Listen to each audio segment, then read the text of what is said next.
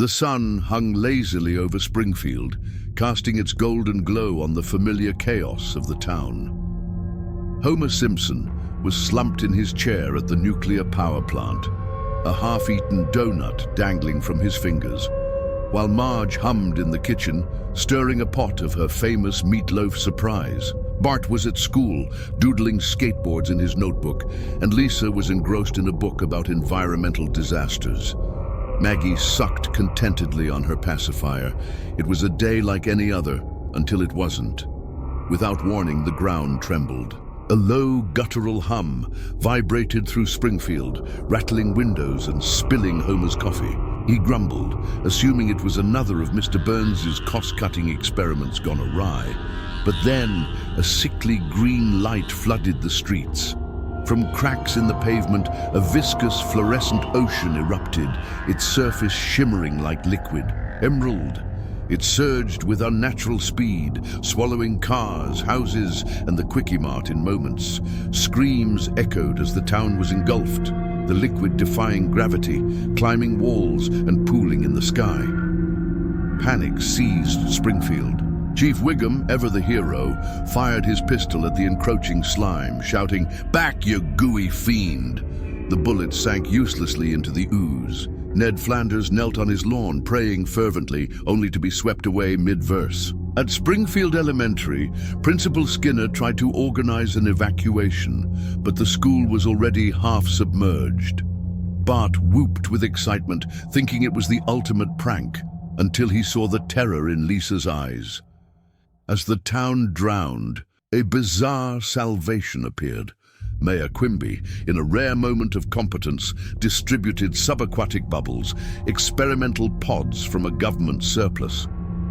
"People of Springfield," he announced via megaphone, "get in the dang bubbles." Families scrambled into the transparent spheres, which floated within the viscous ocean like soap bubbles in a nightmare.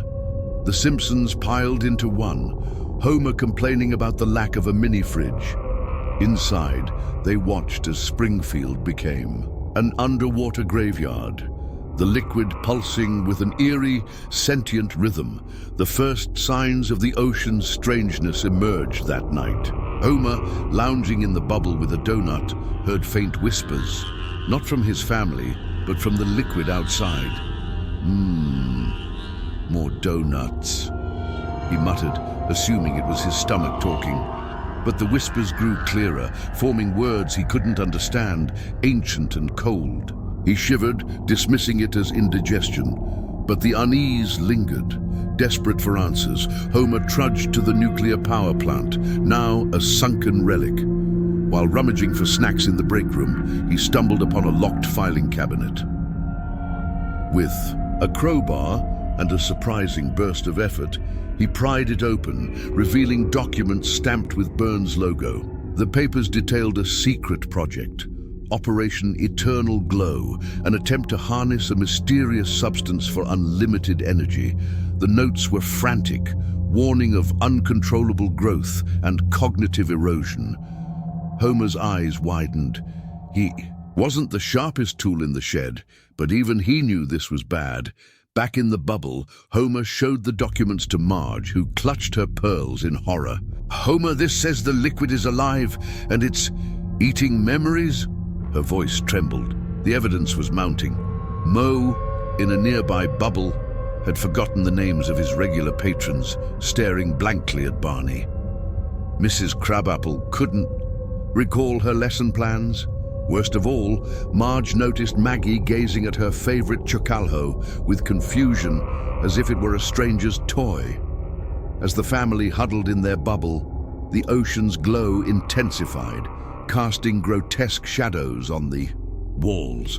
The whispers grew louder, seeping into their dreams. Lisa scribbled theories in her notebook, suspecting the liquid was more than a chemical spill. Bart, bored, pressed his face against the bubble's edge, daring the ocean to scare him. Marge, ever the protector, pulled him back, her eyes scanning the darkness outside. By dawn, the reality sank in. Springfield was trapped in a living nightmare. Homer, clutching the crumpled documents, vowed to get to the bottom of it, mostly to avoid Marge's disappointed stare. "Don't worry, Marge," he said, puffing out his chest. "I'll fix this right after a nap."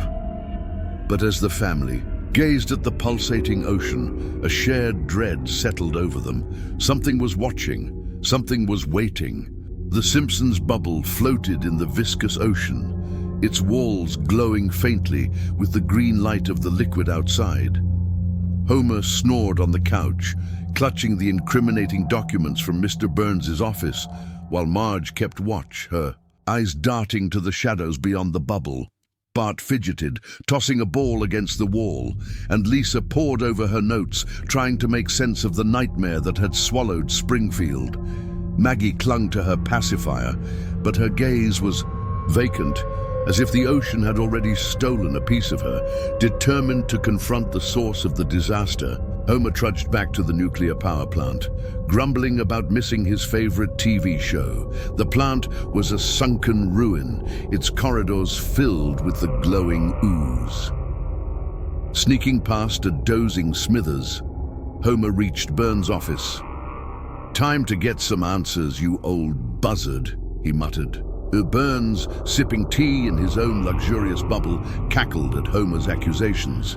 "A little spill, Simpson? Pfft, it's just a technical hiccup. Now scram!" But Homer wasn't buying it. While Burns ranted about shareholder profits, Homer swiped a key from his desk and unlocked a hidden safe, revealing a stack of journals labeled Operation Eternal Glow, Phase 2. The pages described the ocean as a living entity, hungry for human consciousness. Homer's stomach churned, not from donuts, but from dread. Meanwhile, Bart was growing restless in the family bubble. Bored and defiant, he pressed his ear to the bubble's edge, where the ocean lapped hungrily. At first, he heard nothing but the hum of the liquid.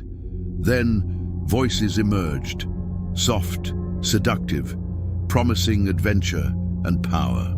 "Bart, swim to us. See the wonders below," they whispered.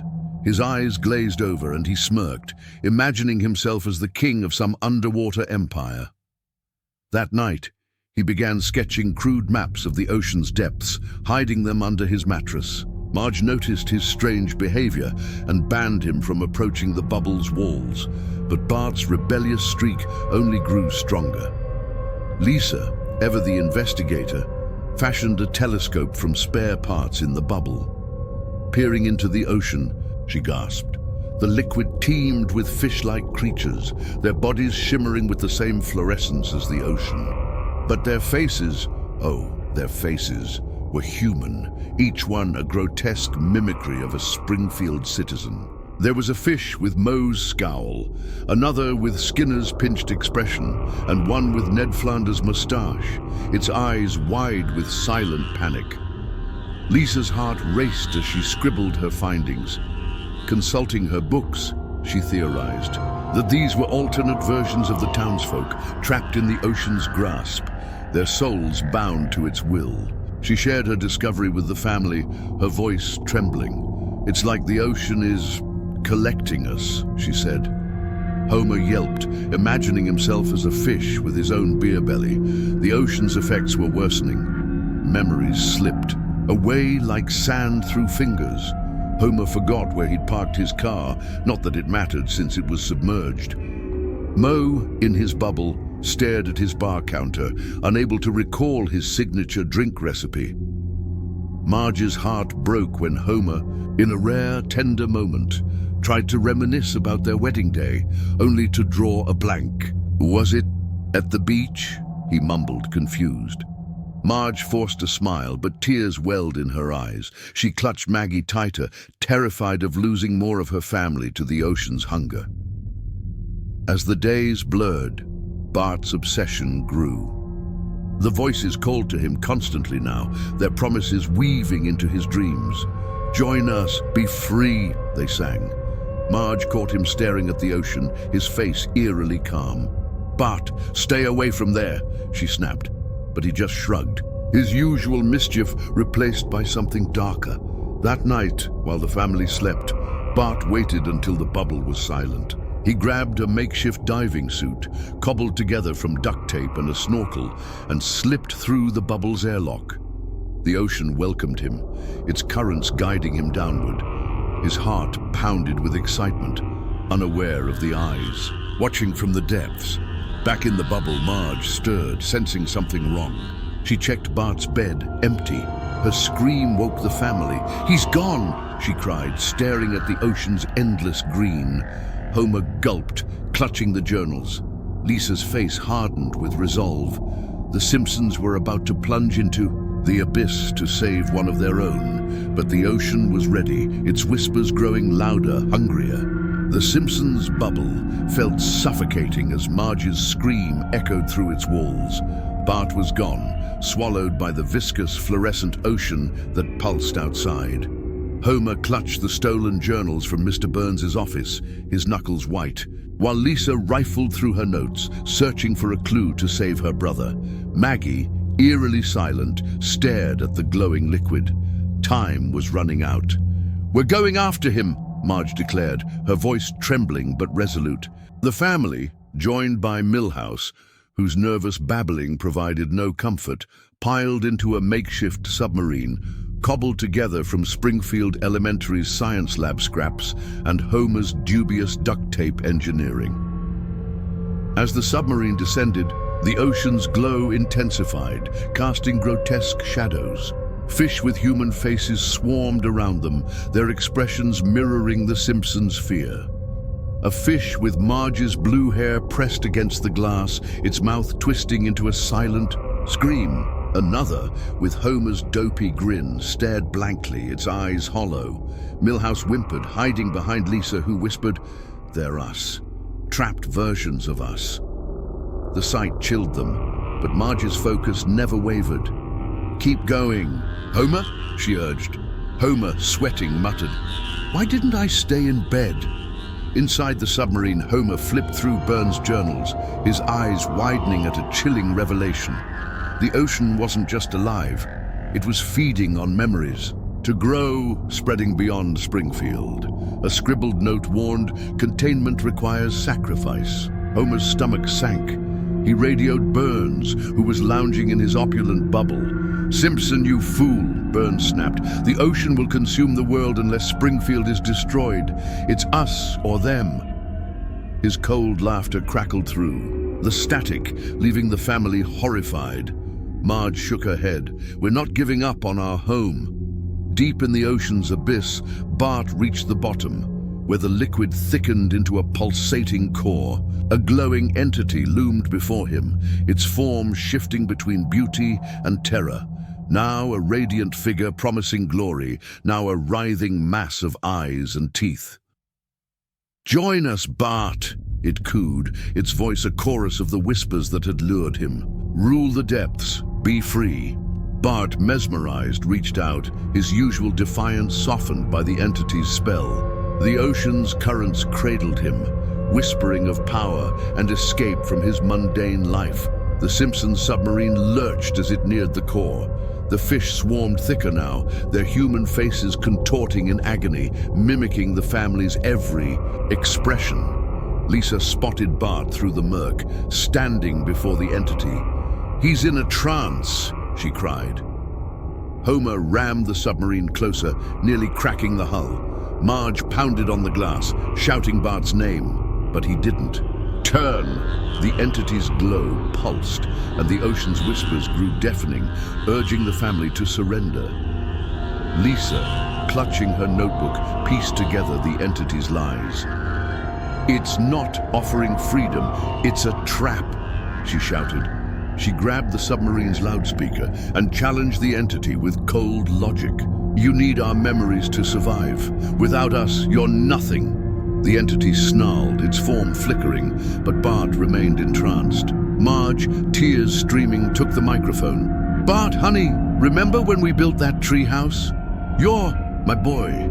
Come back to us." Her voice cracked, raw with love. Something stirred in Bart. His hand paused, inches from the entity's grasp. He blinked, the fog in his eyes clearing. "Mom," he whispered. The entity roared, its glow flaring, but Bart turned, stumbling toward the submarine. Homer opened the hatch, and Marge pulled Bart inside, hugging him tightly. The ocean thrashed, enraged as the family retreated, the fish faces wailing in unison. Back in the bubble, the Simpsons faced their impossible choice. Burns' words echoed, sacrifice Springfield or doom the world. Lisa argued they could find another way, her mind racing for a scientific solution. Homer, for once, stayed silent, haunted by the journal's warnings. Bart, shaken, admitted the entity's promises felt real, tempting even now. Marge held her family close, refusing to accept defeat. "We're Simpsons. We don't give up," she said, her voice firm despite the fear. As dawn broke, the ocean's whispers persisted, louder, hungrier. The liquid pressed against the bubble, its glow seeping through the cracks. The family stood together, more united than ever, but the fight was far from over. Somewhere in the depths, the entity waited, its voices weaving new promises. Springfield hung in the balance, and the Simpsons knew the ocean would not rest until it claimed them all.